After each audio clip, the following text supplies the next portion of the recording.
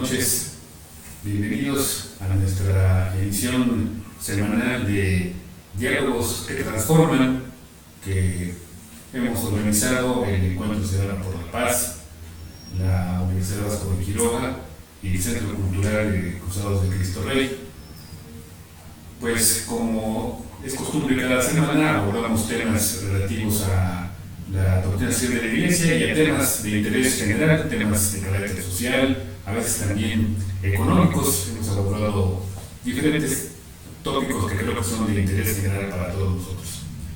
El día de hoy, antes de pasar a la plática, a la charla que tenemos preparada para ustedes, quiero recordarles de nueva cuenta que las inscripciones a la maestría en doctrina social de la Iglesia están abiertas.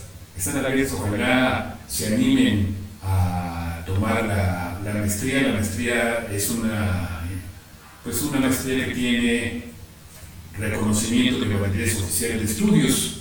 Esto quiere decir que quienes obtenemos el título de la maestría, pues nos entregan nuestra cédula profesional y esto pues, nos permite continuar estudios y bueno, todo lo que esto implica.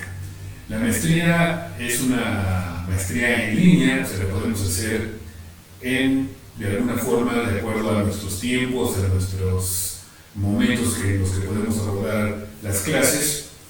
Se hace todo a través de sesiones en línea y en una plataforma pues, muy bien estructurada que tiene la Universidad Vasco de Quiroga para ello. También la maestría puede ser útil para quienes se quieran titular de la licenciatura. En algunas instituciones pueden ustedes ver esa opción para lograr que, inscribiéndose en la maestría, puedan también tener su licenciatura.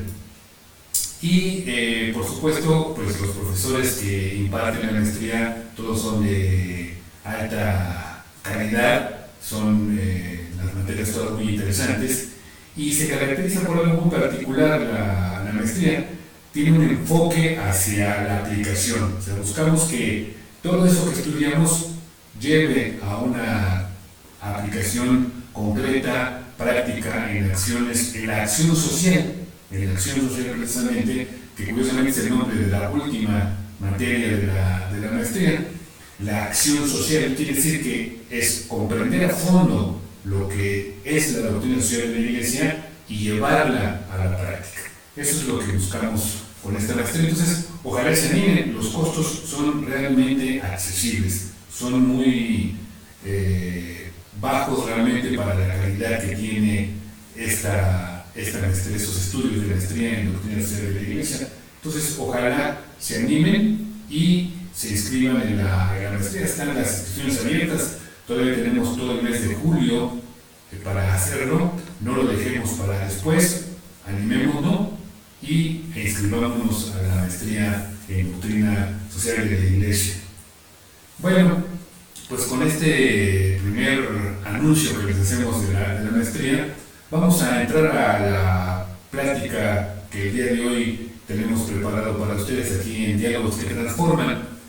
La plática del día de hoy va a versar sobre Cristo Rey. Ese es el tema que vamos a abordar. Y lo va a abordar, le hemos pedido al padre Pedro Miguel Funes, quien es el superior de los cruzados de Cristo Rey.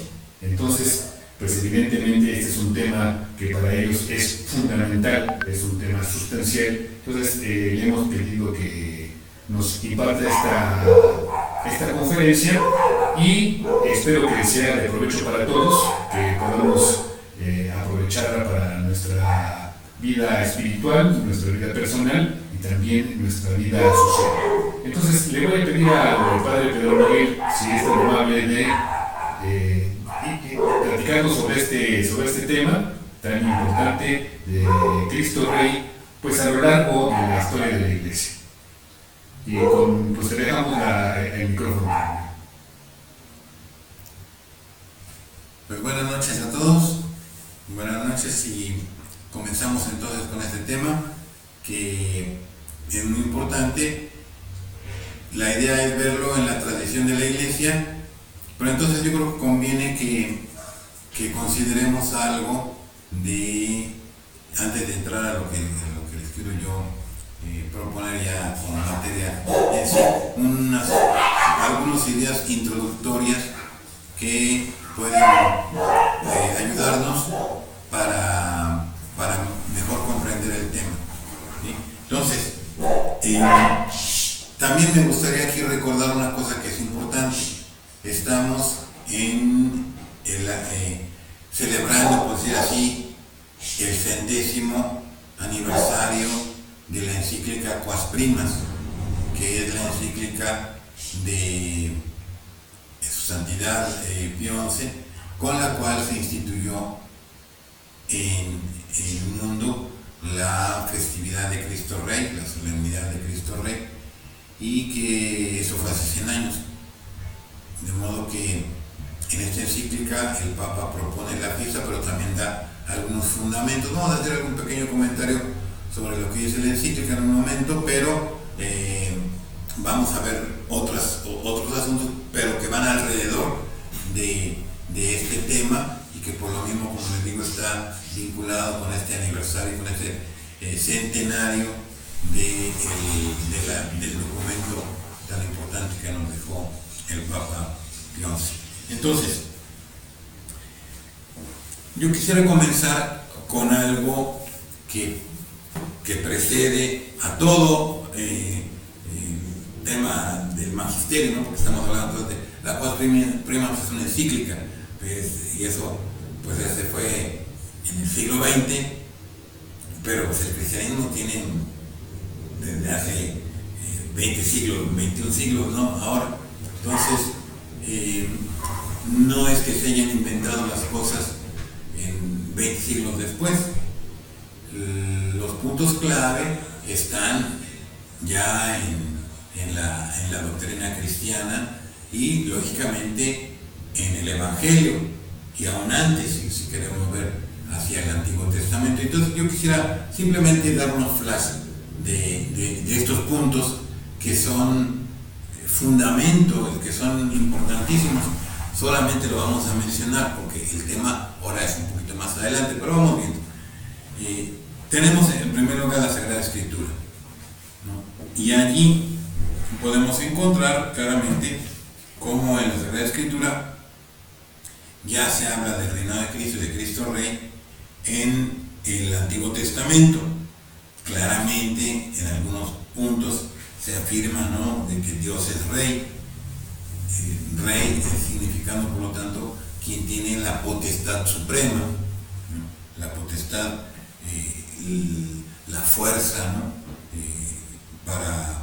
para el gobierno de todo el mundo, de todo el universo.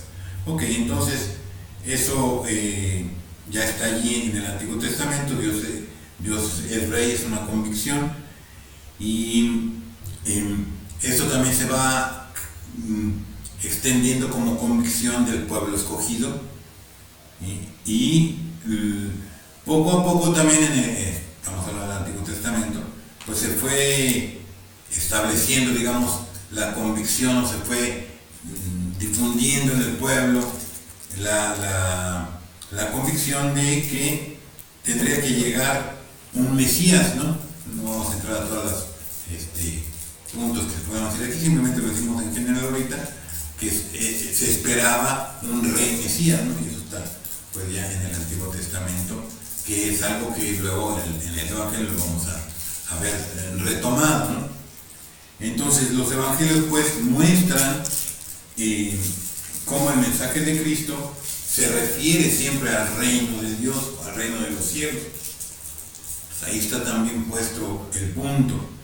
Y por lo tanto, al hablar del misterio de la persona de Cristo, se vincula necesariamente todo y se descubre, digamos, el lugar que Cristo tiene en ese reino, que de hecho ese reino tiene esa cualidad, ¿no?, de ser el reino que es sí de los cielos, pero el reino de Él, ¿no? Ok. El tema del reino, tengo aquí un apunte. El tema del reino es para San Mateo, por ejemplo, San Mateo, la clave de lectura de su evangelio. Jesús es Rey eterno que debe ser reconocido por todas las naciones. Cuando nació Jesús en Belén de Judea, bajo el reinado de Herodes, unos magos de Oriente se presentaron en Jerusalén y le preguntaron: ¿dónde está el Rey de los judíos que acaba de nacer? Porque vimos su estrella en Oriente y hemos venido a adorar. Eso está ahí en el Evangelio, ¿no? Y pues ya nos está mostrando la condición regia de nuestro Señor Jesucristo. No solamente en San Mateo, son todos los evangelios que nos hablan de esto. Este reino es algo que nos viene de Dios, no es un producto humano. También se señala en el Nuevo Testamento, en los evangelios, pero también en las cartas y luego en el Apocalipsis, en todo ello, se subraya muchas veces el aspecto escatológico del reino, o sea, de algo que va también a llegar a su plenitud al final de los tiempos. Escatológico significa eso, ¿no? Que es el final de los tiempos. Entonces, Jesús, por ejemplo, cuando ya está por afrontar la pasión, él dice, les aseguro, dice a sus discípulos, ¿no?, que no beberé más del fruto de la vid hasta el día en que beba el vino nuevo en el reino de Dios. Entonces es una perspectiva pues de final de los tiempos. Entonces el reino también tiene esa cualidad, ¿no? Sin embargo, es una realidad presente. El reino de Dios está actuando desde ahora, ¿no? El reino de los cielos está cerca. En fin, hay muchos puntos que, como digo, no vamos a ver. Pero aquí es donde yo quería entonces hacer una conexión a lo que va a seguir ahorita en la plática, y es esto. Jesús nos trajo, digamos, un anuncio de parte de Dios, ¿no? Él predicó siempre el reino. De hecho, en los misterios de la luz, el tercer misterio es la predicación del reino, ¿no? Habiendo pasado primero por el tema también de las bodas de Cana, que nos hace pensar en cómo se manifiesta el reino a través de esos milagros de Cristo. Pero bueno, entonces Jesús predica y nos deja ese mensaje del reino, pero más que eso todavía, Él nos deja de alguna manera su propia realidad, su propio ser. Él se entrega en la cruz y resucita por nosotros. Él es, digamos, lo que el Padre nos ha enviado es la persona de su Hijo. Y a su vez, Jesús, al salvarnos, nos dona el Espíritu Santo, que recibimos nosotros del Padre y el Hijo. Entonces, así se constituye la comunidad cristiana. Por la obra de Cristo, que el Padre nos ha enviado, recibimos el Espíritu Santo y vivimos ya como hijos de Dios. Ok. Aquí hay pues una entrega. Cuando hablamos de la tradición, tenemos que hacer referencia a esto que Dios nos ha dado. ¿Sí? Nosotros tenemos ciertamente la Escritura, pero la Escritura no es, por decir así, simplemente un montón de papel con tinta negra, ¿no?, que está puesto ahí hay alguna información. No. La Escritura en realidad está en el conjunto de las cosas que Dios nos ha dejado y que Dios nos ha dado en Jesucristo nuestro Señor. La Escritura del Antiguo Testamento ciertamente ya estaba y Jesús la apreciaba, ¿no?, como se ve también en su obrar y en sus palabras. Pero la del Nuevo Testamento, por ejemplo, todavía no existía. Cuando Jesús murió, resucitó y subió a los cielos, no existía. Cuando se van a predicar los primeros apóstoles, no es que llegaran a un lugar y dijeran, a ver, lectura del Santo Evangelio según San Juan o San Mateo, quien quiera, porque no estaban escritos. Todo eso se escribió porque ya había comenzado la predicación del Evangelio.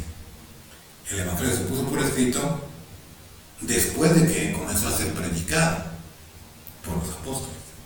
Entonces los apóstoles nos dejan en la escritura, la escritura se cierra con el tiempo de los apóstoles, nos dejan el mensaje de Cristo, pero no es que nos hayan dejado nada más un libro, como les digo, un montón de papel con tinta, ¿no?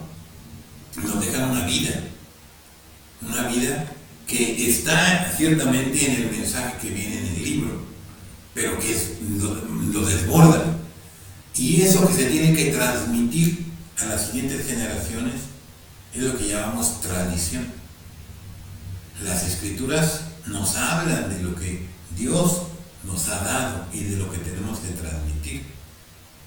Pero las mismas escrituras no las podíamos nosotros determinar si no fuera porque la tradición de la iglesia nos las ha hecho conocer como escrituras. Las escrituras, la palabra de Dios estrictamente tal que está en los libros sagrados, no tiene en ninguna parte el índice de los libros sagrados. ¿Cómo sabemos que un libro es sagrado si no hay otro libro sagrado que nos lo diga? Y en todo caso, uno tendría que ser el primero, ¿no? Bueno, pues es que no es así. La escritura es la iglesia la que nos presenta la escritura, porque tiene que transmitirla junto con la Eucaristía, con los sacramentos, con la vida que tenemos que vivir, con los ejemplos, con todo. Se va transmitiendo lo que Jesús dejó, y sobre todo se nos va transmitiendo el Espíritu Santo que nos hace unirnos a Cristo. Entonces, el pensar así en la sola escritura es deformar la misma escritura, porque la escritura no tendría sentido sin la vida de la iglesia en la que se transmite lo que Cristo nos dejó. Entonces, allí tenemos el caso precisamente de lo que significa la tradición, y cuyos testigos son los padres de la iglesia. Después de que muere el último apóstol, los que estuvieron cerca de los apóstoles nos transmiten lo que los apóstoles les transmitieron, y entonces son testigos de la tradición. Tenemos la escritura, pero también tenemos la tradición, y en esa tradición nos la van dando a conocer estos hombres santos de los primeros tiempos que fueron muy sabios. Son testigos de la tradición. Entonces tenemos también allí muchos ejemplos de cómo estos padres de la iglesia también nos hablaban de Jesucristo como Rey. Aquí tengo también algunos ejemplos. Tradición, sí, aquí está. Los elementos esenciales de la primera predicación cristiana fueron la filiación divina de Jesús y su elevación a la dignidad de Kyrios, Señor, después de su muerte y resurrección, atribuyendo a Jesús el título divino de Señor, Kyrios. Las primeras confesiones de la fe de la Iglesia afirman desde el principio que el poder, el honor y la gloria debidos a Dios Padre convienen también a Jesús, porque Él es de condición divina, y el Padre manifestó esa soberanía de Jesús, resucitándolo de entre los muertos y exaltándolo a su gloria. Entonces, ese mensaje que viene de los apóstoles y luego ya se va a transmitir en la época de los padres. Entonces, aquí tengo algunos puntos, como les decía. En las persecuciones, los mártires dieron testimonio de la realeza de Cristo y de su soberanía sobre todas las cosas. Como por ejemplo, San Policarpo, cuando es llevado delante del procónsul e invitado a renegar de Cristo, responde: 86 años lo he servido y él nunca me ha hecho ningún daño. Está hablando él de Cristo. ¿Cómo podría entonces blasfemar contra mi Rey y Salvador? Así dice Policarpo, ¿no? San Policarpo de Esmirna. San Cirilo de Alejandría nos enseña que la soberanía o principado de Cristo se funda en la maravillosa unión hipostática, es decir, la unión de su naturaleza divina con su naturaleza humana, revelada en el misterio de la encarnación del Verbo. Me salto un poquito más adelante, comentando las genealogías de los evangelios de San Mateo y San Lucas. San Hilario de Poitiers hace ver cómo cada quien por de su parte demostró la gloria de nuestro Señor Jesucristo, que es Rey y Sacerdote eterno. En fin, ahorita vamos a hablar más de San Hilario. San Agustín, en su obra La ciudad de Dios, responde a las acusaciones de los paganos exponiendo la doctrina sobre las dos ciudades basadas una en el amor de sí mismo y la otra en el amor de Dios, que se encuentran mezcladas en un proceso histórico, pero separadas en la morada eterna. La ciudad de Dios no es sino la familia de los redimidos, la ciudad de Cristo Rey, que peregrina en el mundo. Ok, hasta ahí estamos con el tema de los testigos de la tradición. Después de ellos vienen ya otras épocas, pero en que sigue transmitiendo aquello que nos viene de los apóstoles, que está puesto en la Escritura y luego también atestiguado en los padres de la Iglesia. Y ya otros santos y la Iglesia obviamente, lo han seguido enseñando. Aquí tenía yo algunos ejemplos de Santo Tomás de Aquino, de San Ignacio de Loyola, de Santa Teresa de Jesús, pero no los vamos a ver. Simplemente les digo que ahí está, si alguien quiere ir a buscar, podrá encontrar muchos textos de estos santos y hasta nuestros días, ¿no? Y en el magisterio pues, podemos ya señalar de nuevo la cuas primas que puso la solemnidad de Jesucristo, Rey del Universo. Ahora, nosotros, en la cuas primas también se menciona a los padres de la Iglesia. De hecho se habla de cómo se pone lo de la unión hipostática como principio básico, ¿no? De la unión hipostática, o sea que Jesucristo es Dios verdadero, ¿no? Para decirlo brevemente, como fundamento de la realeza de Cristo. Pero yo quería meterme un poquito más de fondo con el tema de las enseñanzas de San Hilario de Poitiers, que sobre este tema es uno de los padres de la Iglesia y es muy importante. Es muy importante. De hecho, por ejemplo, muchos admiran, y está muy bien, a San Agustín, ¿no? Porque él nos dejó un montón de obras llenas de sabiduría. Luego, si pensamos en así, autores de muchos, o sea, hay muchos padres de la Iglesia y todos son grandes, pero pensando en algunos que por algún motivo se destacan especialmente por la profundidad de su teología, antes de San Agustín podemos hablar de Orígenes, que fue un hombre también de una cultura impresionante, y ya después del tiempo de los padres pues, hablamos de Santo Tomás de Aquino. Pero hay un autor que a mí se me hace interesante, que es precisamente San Hilario, porque él también dejó algunas cosas muy importantes que luego el mismo Santo Tomás las va a recoger. Santo Tomás recoge mucho de San Agustín, pero hay unos puntos claves de San Hilario que recoge y que son importantísimos para la teología de Santo Tomás. Pero bueno, entonces por eso quiero detenerme en San Hilario, ¿no? Porque es un poco menos conocido y sin embargo es muy importante. Entonces, ¿qué es lo que nos dice San Hilario de Poitiers? Poitiers es una ciudad en Francia que se llamaba Pictavia, de ahí viene con la evolución de las palabras, ¿no? de latín a lenguas romances, acaba siendo Poitiers.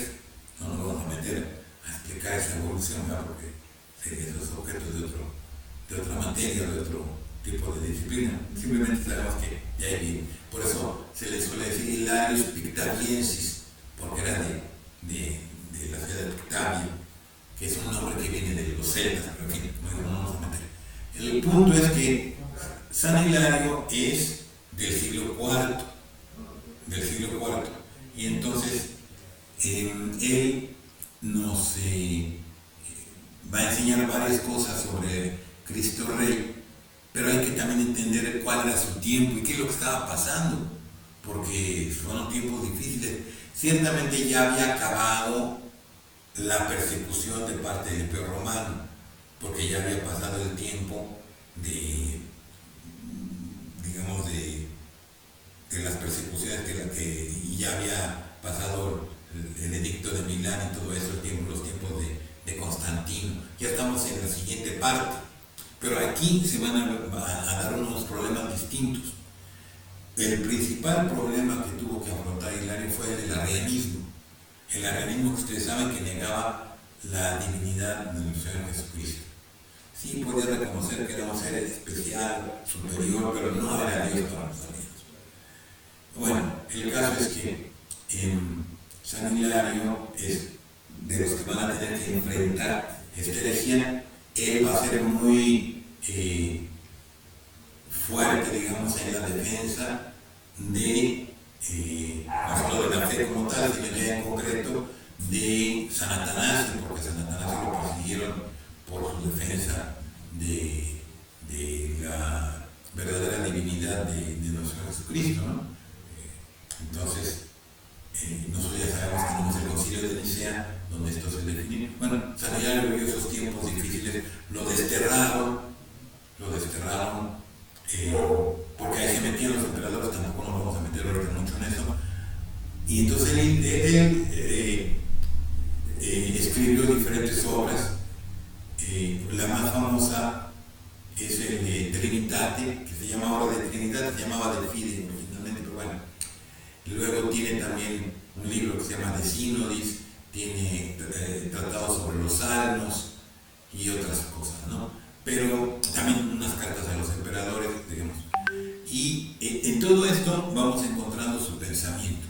Y vamos a ver entonces qué nos dice sobre Cristo, pero viéndolo bajo una perspectiva un poquito más amplia de nada más la palabra rey, porque el rey es el que tiene potestad. Entonces vamos a ver cómo también él habla de la potestad de Cristo, de su fuerza, de su virtus, ¿no? Que sería en latín. San Hilario escribe en latín.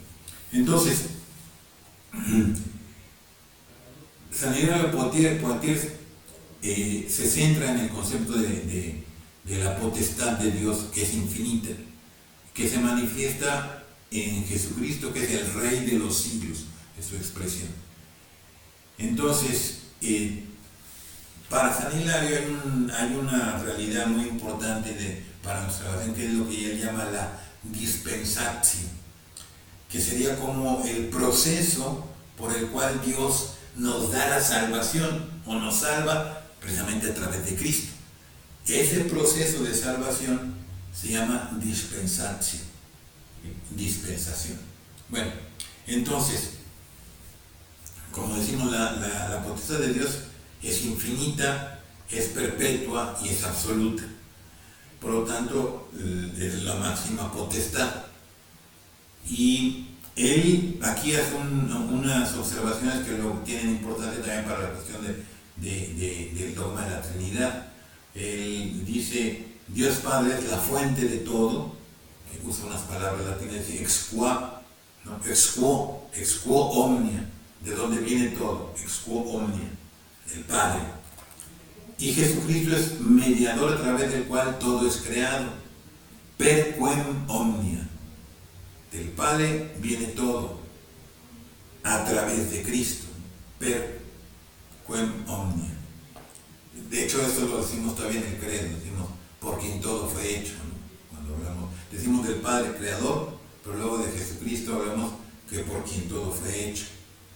Y entonces, y luego el Espíritu Santo para Hilario es el don de Dios en todas las cosas, ¿no? Que Dios nos da al Espíritu Santo, el Padre y el Hijo, ¿no? Entonces, aunque sus roles son distintos, aquí hablando del Padre y del Hijo, su potestad es idéntica. Eso se aprende en Hilario. Es idéntica en su naturaleza y eficiencia, pues la potestad del Hijo emana del Padre. La divinidad humana contrasta con la fuerza infinita de Dios, por lo que el hombre debe alabar a Dios reconociendo su poder, que ha usado misericordiosamente en nuestro favor. Y la salvación eterna solo puede ser un don de la potencia infinita de Dios. Ok. Entonces, partiendo de esto, podemos llegar a dar un paso más y entonces ver que Jesucristo, el Hijo de Dios, es la fuerza y la sabiduría del Padre. Es sabiduría y fuerza del Padre no como un atributo, sino como una persona. El Hijo es engendrado por el Padre eternamente, siendo sapiencia ex sapiencia, o sea, sabiduría de la sabiduría. Su potestad es la misma que la del Padre, es la misma potestad. La diferencia clave es el origen. El Padre es fuerza no nacida, mientras que el Hijo es fuerza engendrada, porque el Hijo fue engendrado por el Padre, pero su naturaleza no solo es que sea igual, sino que es la misma. Esa generación eterna no disminuye al Hijo ni aliena la naturaleza del Padre, simplemente establece su relación. Reconocer a Cristo, reconocer la potestad del Padre, ya que el Hijo es imagen viviente de su poder. Jesús es imagen viviente del poder del Padre.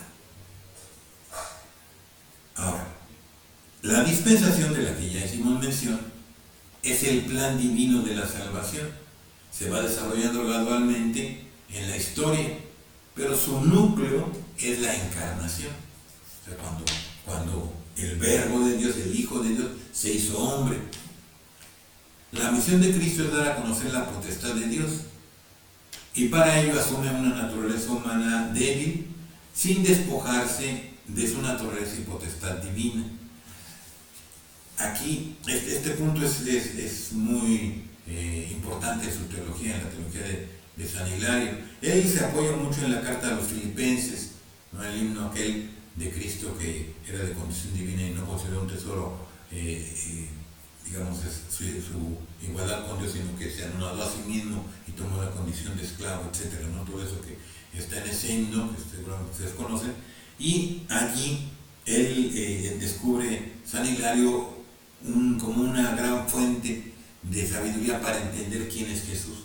Y entonces, sí, él se ha anonadado, se ha tomado la forma de siervo, o sea, la condición humana, menos en el pecado, pero ha mantenido su potestad divina. Entonces Cristo sigue siendo Dios con su potestad, pero ha tomado la condición divina, la forma de siervo. Ok, entonces Jesús, digamos, el Hijo de Dios ha asumido la carne. O sea, la carne aquí significa la humanidad. Carne en el Nuevo Testamento, sobre todo, tiene diferentes sentidos. No vamos a entrar tampoco en ello, simplemente ahorita aquí el sentido es asume la humanidad. O sea, toma la humanidad, se hace hombre. Y es un misterio que no puede explicarse sino solamente por la potestad divina. Al asumir un cuerpo, Cristo no limita su poder, sino que eleva la naturaleza humana, haciéndola capaz de recibir la fuerza de la eternidad. Entonces, el ser humano que recibe al encarnarse Jesús, el Hijo de Dios en Jesús, el hombre Jesús, recibe esa naturaleza humana, la potestad, la fuerza de Dios, el poder de Dios. Este acto es libre y voluntario. La potestad divina le permite a Cristo tener un cuerpo humano sin sus vicios y vencer las debilidades inherentes a la carne. La encarnación otorga a Cristo un nuevo título de potestad y se convierte en fundamento de la esperanza humana. Fíjense aquí, también es interesante, porque ¿por qué Cristo es rey? Que es lo que significa aquí eso de que tiene un nuevo título de potestad. Porque es Dios, claro, pero también porque se ha hecho hombre y entonces en su humanidad ha recibido la potestad. Entonces, aquí hay un nuevo título por el que es rey. Por eso también se mencionaba hace rato lo de la unión hipostática. Ok, entonces, por eso también tenemos esperanza. Somos seres humanos, Jesús asume la condición divina, o sea, asume nuestra humanidad.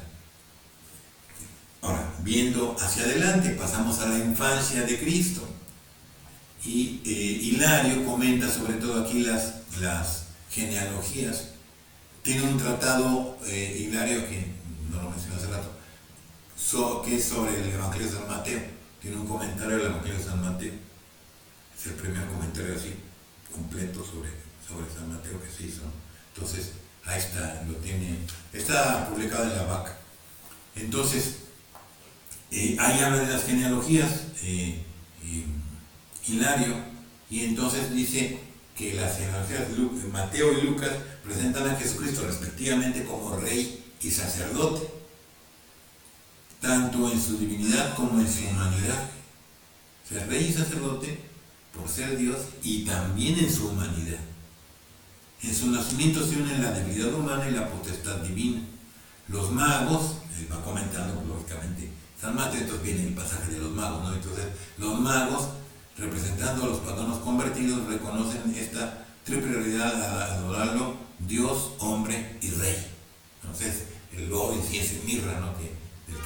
del que hablan los evangelios, aquí San Hilario, en el comentario a de San Mateo, pues lo subraya con toda claridad. Y luego ya, siguiendo en su comentario y en otras obras, podemos ver la vida pública, ¿no? de Jesús, que es una constante manifestación de su potestad, del poder, de la potestad, de la virtus de Cristo. Y entonces podemos señalar ahí el bautismo y las tentaciones. En el bautismo su humanidad es ungida con la fuerza divina. En las tentaciones derrota al demonio, demostrando que éste no tiene poder sobre él. O sea, fíjense, la derrota del demonio como un acto de la potestad de Cristo. La lucha contra los demonios y su expulsión, ¿no? Muestra que el reino de Dios ha irrumpido en nuestro mundo y muestra a su vez la superioridad de la potestad de Cristo sobre las fuerzas del mal. Todo esto lo va comentando en el Evangelio, en el comentario del Evangelio, pero también en las otras obras. Luego habla de la misión de los... se me olvida un punto. Las palabras y las obras. Iba a decir de los apóstoles, pero eso lo digo enseguida. Las palabras y las obras. Sus palabras son eternas y tienen el poder de crear un nuevo parentesco con Él. Sus milagros manifiestan la fuerza divina de manera visible. Las curaciones, la multiplicación de los panes y otras cosas, ¿no? Haciendo o dándole certeza a nuestra fe, haciéndola fuerte, como que dice nuestra fe. Entonces ahora sí decía yo de los apóstoles, Cristo transmite su potestad a los apóstoles, permitiéndoles realizar sus mismas obras y convirtiéndolos en administradores de la salvación. También eso es un proceso, ¿no? Se va dando hasta el final, ¿no? Cuando Dios los manda a todo el mundo. Luego también un hecho que está muy marcado ahí en el comentario de San Hilario es el tema de la transfiguración, que también lo tenemos clarísimamente ahí en los misterios de la luz. Entonces la transfiguración es una prefiguración del reino celestial y una manifestación de la gloria que se alcanzará a través de la cruz. Y entonces entramos al tema de la pasión. La pasión, lejos de ser un signo de debilidad para Hilario, es una manifestación, es la manifestación suprema de la potestad de Cristo. Ahí hay dos puntos, la libertad y el poder. Cristo acepta la pasión libremente. De hecho, eso lo repetimos nosotros cuando celebramos la misa, ¿no? Que decimos que se entregó la pasión voluntariamente aceptada. Porque eso está en el Evangelio también, pues, pero aquí ya San Hilario lo pone muy claro, ¿no?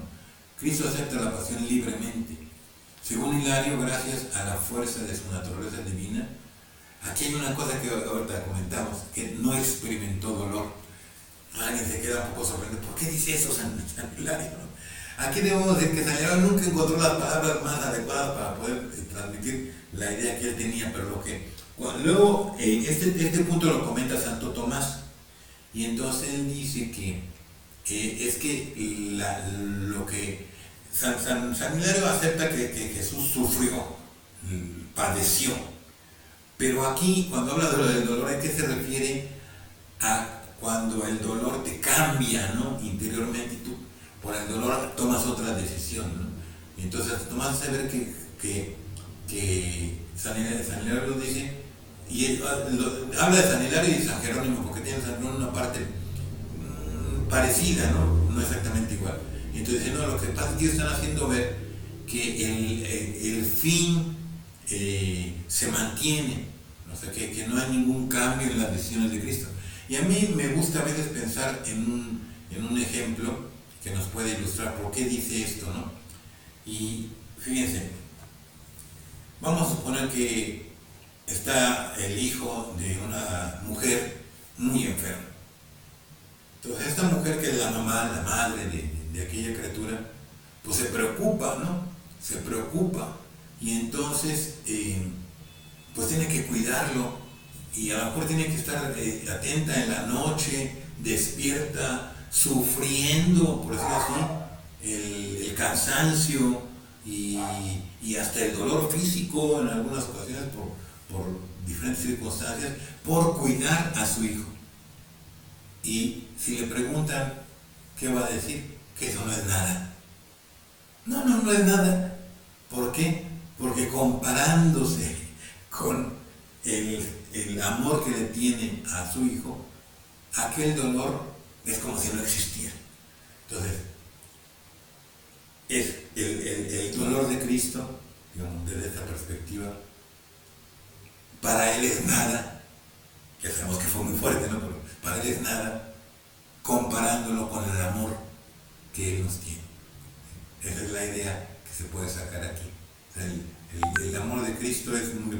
Y además tenemos que tener en cuenta que San Ireneo, como estaba también en el pleito con los arrianos, no quería darle motivo de que pensaran que Cristo estaba sujeto a las pasiones de como cualquier ser humano. Entonces por eso a veces cuidaba sus palabras, y aquí como que nunca le alcanzó a ponerlas completamente así claras, pero si uno ve sus textos en diferentes lugares donde él escribe de esto, ya se ve que por aquí era donde andaba él, ¿no? Para tratar de explicar la pasión. Entonces, por eso les digo yo, ese ejemplo de la madre que cuida a su hijo nos puede dar una luz muy buena. Luego, el triunfo de la cruz. La cruz se convierte en el centro del mundo. Su muerte no es una derrota, sino un acto de poder que humilla a las potestades enemigas, cancela la condena de la humanidad y predica la fuerza del Padre. Él está en la cruz reinando como Dios. Entonces decía, Él muere reinando. Y reinando es que precisamente Él afronta la cruz, ¿no? La muerte en cruz. Se puede comentar aquí el hecho de que perdona al ladrón arrepentido, y es un hecho de potestad. Nadie tenía el poder de perdonar los pecados y luego de decirle a que ese día iba a estar en el paraíso. Él lo podía hacer en la cruz, porque él tenía todo el poder. Ya luego pasa la resurrección, que es la prueba definitiva de la potestad divina y el culmen de la dispensación. Cristo es causa de su propia resurrección, aunque lo refiere todo al Padre, ¿no? Ya que Él mismo es la fuerza del Padre. Entonces, por eso vienen esas dos expresiones, ¿no? Que el Padre lo resucita o que Él mismo resucita, y son correctas. Su humanidad accede a la condición perfecta de Hijo de Dios.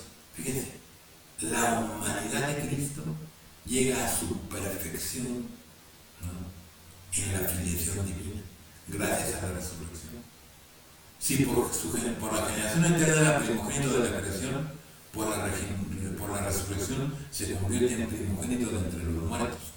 O sea, es el ser humano que ha llegado ya a la perfección completa. Y aquí entonces entra el tema del don del Espíritu. La consecuencia principal para nosotros de que Jesucristo, nuestro Señor, haya llegado a la perfección resucitando es la donación del Espíritu Santo, porque es la misma fuerza de la resurrección de Cristo actuando en la humanidad, obviamente en la iglesia, ¿no? Pero es para todos, porque Dios quiere que todos los hombres se salven. Y por lo tanto, Cristo es Rey por un doble título, por su naturaleza divina y por la dispensación salvífica, o sea, por todo el proceso de salvación, de nuestra salvación. Al resucitar y ascender, ha sido constituido Rey para siempre, reinando también en su cuerpo glorificado. Su potestad que como Dios siempre la tuvo, ahora la ejerce plenamente como hombre glorificado.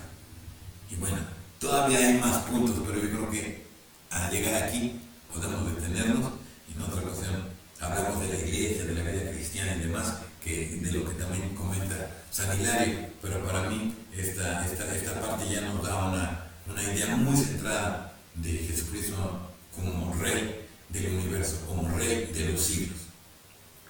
Muchas gracias, pues siempre es un tema de mucho interés, la verdad, muy padre, porque nos enseña algo que, digamos, lo conocemos desde hace mucho tiempo, pero a veces no lo reflexionamos lo suficiente, como que lo damos por sentado, ¿no? Y vale la pena siempre pues, reflexionar de nueva cuenta sobre estos tan importantes temas, y además es una perspectiva muy interesante, porque pues pocas veces los estudiamos ahí en este padre de la iglesia, ¿no? Sí, así es. Pero bueno, pues abrimos como siempre, si alguien quiere hacernos algún comentario o alguna pregunta sobre el tema abordado, para darles el micrófono y nos pueden hacer alguna pregunta o alguna reflexión, o también para quienes nos están siguiendo en el Facebook, si tienen alguna pregunta, algún comentario que hacernos, pues estamos aquí al pendientes para pasarlo aquí al aire y que nos lo comente Pedro Miguel. Entonces, no sé si aquí de los que nos acompañan en la sala de Zoom quisieran hacernos alguna pregunta. Yo, mientras se animan a tomar la palabra, en el caso de México siempre se vincula mucho el tema de Cristo Rey con los hechos de la cristiada, porque pues se identificaban fuertemente con esta, no llegamos a la vocación, sino con esta perspectiva, ¿no? Siempre, y ahorita estamos precisamente, ya el año que entra, se van a cumplir 100 años del conflicto. 100 años del conflicto. Entonces, a lo mejor vale la pena, no sé si tengas por ahí alguna referencia sobre este tema de Cristo Rey y los cristeros, ¿no? Sí, la referencia en realidad se puede encontrar en la misma Cuas Primas, aunque es tantito anterior, pero ya la persecución había empezado, ¿no? Ya desde antes. Pero en la Cuas Primas se habla de que la devoción al Sagrado Corazón de Jesús, que también acaba de pasar hace poco la fiesta, que esa devoción causó que se reconociera la realeza de Cristo. Lo dice la misma Cuas Primas, en algún punto lo señala. A ver si acaso lo tengo aquí, lo puedo buscar rápido. Creo que aquí está, ¿ves?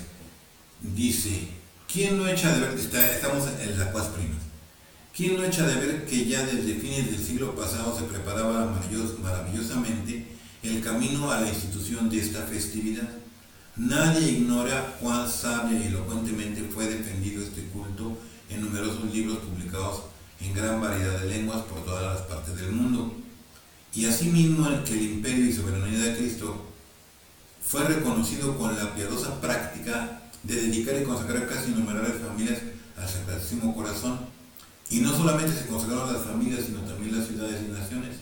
Más aún, por iniciativa y deseo de León XIII, fue consagrado al Divino Corazón todo el género humano durante el año santo de 1900. No se debe pasar en silencio que para confirmar solemnemente esta soberanía de Cristo sobre la sociedad humana, sirvieron de maravillosa manera los frecuentísimos congresos eucarísticos, etcétera, etcétera, ¿no? Que se convocaron para venerar y adorar a Cristo Rey escondido bajo los velos eucarísticos, y por medio de discursos en asambleas y en los templos, de la adoración común del augusto sacramento públicamente expuesto y de solemnísimas procesiones, proclamar a Cristo como Rey que nos ha sido dado por el cielo, etcétera, ¿no? Ya sigue aquí hablando. Lo que quiero decir es que es interesante la devoción a Cristo, al corazón de Jesús, generó el reconocimiento de su reinado. Eso ya, como digo, está en la Escritura, pero como que se renovó, y por eso vino el lema de Viva Cristo Rey.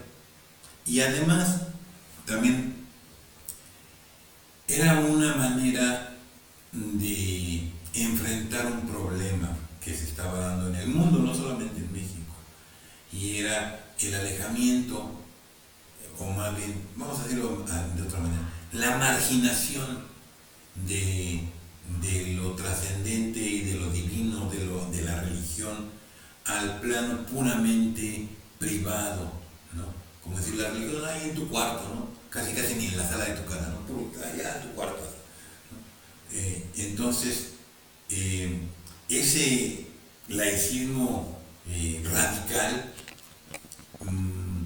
necesitaba una respuesta, y esa respuesta fue la devoción al Sagrado Corazón y el reconocimiento de Jesucristo como Rey, no solo personal, sino de todos y de las sociedades inclusive, que no era que quisieran establecer una teocracia, simplemente era hacer ver el sentido de la creación, ¿no? Dios nos ha creado, Jesucristo nos ha salvado, eres el Rey de los siglos, como diría San Hilario. Entonces, todo eso influyó. En México, no pensemos que todo salió el día 1926, cuando ya se armó más grande el problema, como que todo salió ahí, ya salieron los cristeros y los mártires y demás, como de la nada, ¿no? No es cierto.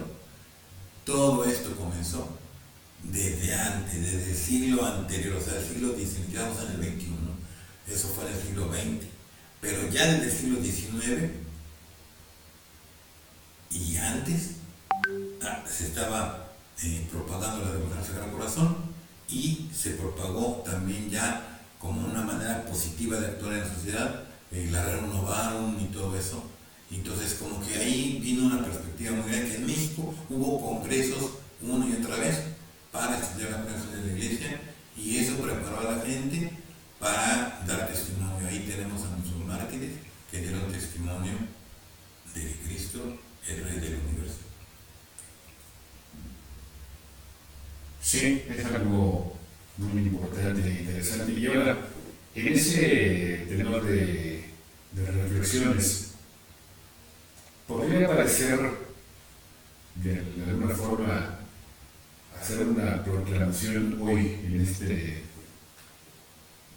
año, en el siglo XXI, decir Cristo Rey, podría parecer hasta pues, algo así como del pasado, ¿no? Algo antiguo, de que además como que silencio todos los caballitos, porque no vaya a ser que piensen que quieren uno tomar el gobierno y hacer una teocracia, ¿no? Sí. Entonces, ¿qué podríamos decir? O sea, ¿qué enseñanzas podríamos retomar, por ejemplo, de esto de Cristo Rey del universo, de los siglos, perdón, y que hoy pudiéramos retomarlo como algo que se pueda proclamar en este mundo moderno, en donde se quiere hacer? Fíjate que además es una cosa, porque no es tanto ya no se habla mucho de decirle, oye, váyanse a sus cuartos, sino simplemente ni quien te haga caso, ¿no? Es que peor. Sí, en realidad es un poco relativo, porque al final el tema religioso, que muchos quieren hacerlo ver como algo puramente personal, resulta que es muy importante, ¿no? Todas las cámaras estaban viendo la elección del Papa en todo el mundo, o sea, las cadenas de televisión, ahí estaban todos y luego no solo, todos los gobernantes, no todos, no es cierto, no todos, pero muchos gobernantes fueron allí o mandaron a algún representante el día de la toma de posesión del Santo Padre, ¿no? ¿Por qué? Porque este es un tema que, por más que se quiera dejar de lado, no se puede. Y hay una presencia, en este caso de la Iglesia, en el mundo, pero y que precisamente trata de impregnar con el Evangelio pues también las realidades que se están dando en el mundo actual. Ahora, esa idea de que, pues es que ustedes lo quieren hacer una teocracia, por un lado creo que ya más o menos está superada, pero también es cierto que el mismo Cristo fue muy prudente para presentar su mesianidad, su condición regia. Él la presentó, digamos, con una pedagogía, ¿no? Hablando de la dispensación, es un proceso, ¿no? En el que él va presentando quién es él. Y hasta meditando los misterios de la luz lo podemos captar, ¿no? Él, sí, es bautizado en el Jordán, y ahí hay una manifestación.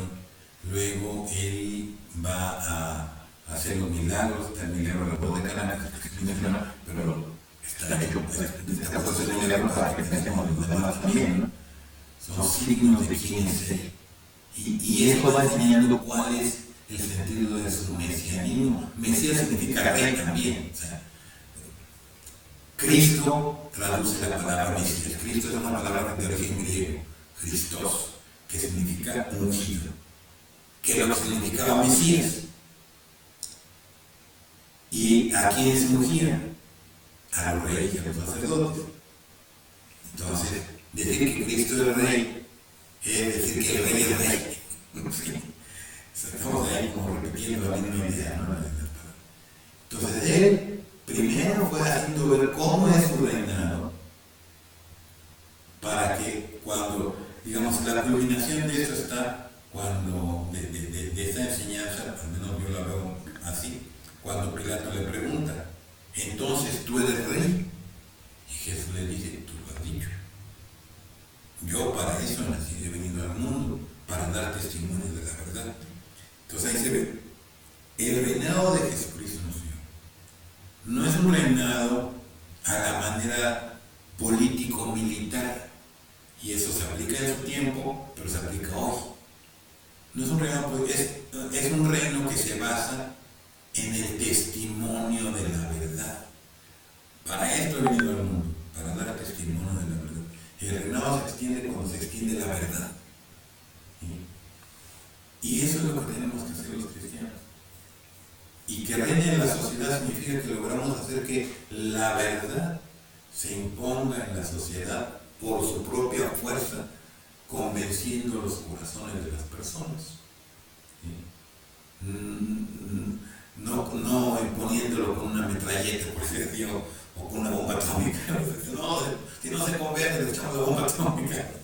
Pues esa no es la manera del reino. Entonces, yo creo que en nuestros tiempos, si profundizamos el tema del reino, pues yo creo que podemos descubrir que sigue siendo tan fresco como lo fue cuando Jesucristo iba caminando, por decir así, por aquellos lugares de Galilea, o luego yendo a Jerusalén, o muriendo en la cruz y resucitando. Pensando en San Hilario, San Hilario pues vivió todo esto, ¿no? Él hablaba de Jesucristo, Rey de los siglos, y luego fue capaz de escribirle al emperador, porque los emperadores estaban favoreciendo también a los arrianos, algunos por ahí, entonces este le decía, oiga, usted está mal, ¿no? Ahí se ve la denuncia, ¿no? San Hilario sufrió mucho, pero él estaba convencido, ¿no? Y no es que quisiera imponer por la fuerza nada, pues él que iba a imponer por la fuerza, pues era un obispo nada más, ¿no? Ante un emperador que tenía todo el poder, todas las legiones, o sea, la cuestión aquí va por otro lado, ¿no? Entonces, yo creo que es importante, como digo, descubrir cómo la frescura de la enseñanza de Cristo, que sigue estando presente en el Evangelio para hoy. Muy bien. Tenemos aquí un comentario en Facebook que dice María Dolores Ortega. Dice, es verdad, como lo comenta el Padre, el amor de Dios es como el amor de la madre. Si no hay explicación para esa entrega. Muy bien. Muy bien. Bueno, no sé si vamos a ver si hay algún otro comentario aquí en el Facebook. Creo que no. Vamos a ver aquí en la sala de Zoom alguna otra intervención. Bueno, pues creo que no.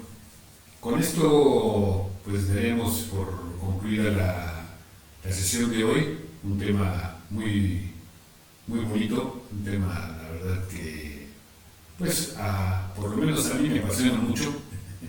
Desde siempre esto de cuando uno al cerro de Cubilete y demás, siempre son cosas que emotivas muy intensas, y el tema siempre pues llama a la profunda reflexión.